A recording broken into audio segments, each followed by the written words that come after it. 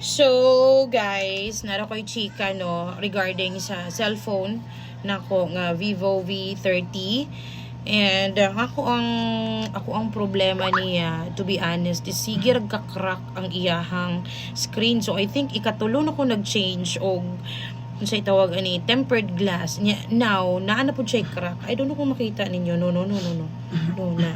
So, kana siya crack. Di ka na siya diri na na di ka na siya dira din panaog siya diri. So uncomfortable kay siya gamiton kay kung kuan na ka mo pindot na ka kay dili na nimo siya matarong og pindot tagbaw pa kag duot kay kalagi niliki na siya. So diri sa part nga may liki sa tunga-tunga dili kay siya mo pindot.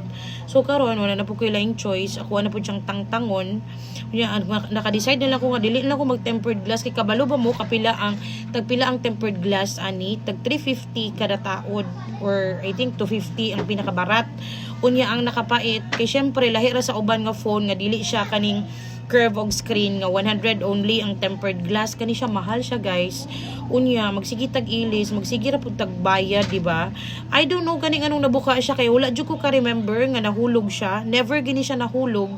Unya kung maghigda pug ko, naara man pud siya sa kilid. So I don't know ug unsay cause nga nung nabuka siya, di ko ka recall. Basta kay never gini siya nahulog. So moora na siya akong chika karon. And now ang akong buhaton is ako na lang gid siyang takason in front of you. So yung ani ang iyang klase sa iyang tempered nga ani yung klase sa tempered. So mo ni siya. So mo na ni wala na siya tempered. Naka-decide na jud ko nga dili na lang ko mag-tempered kay dili man ako siya kay magamit. Mawadaan mo ko gana magsigig pindot guys. Kay kuan man crack man siya. Darang crack niya. Na dili kay maklaro na lahi ragaina no. So mo na yung crack. So mo na siya kung chika ninyo and goodbye.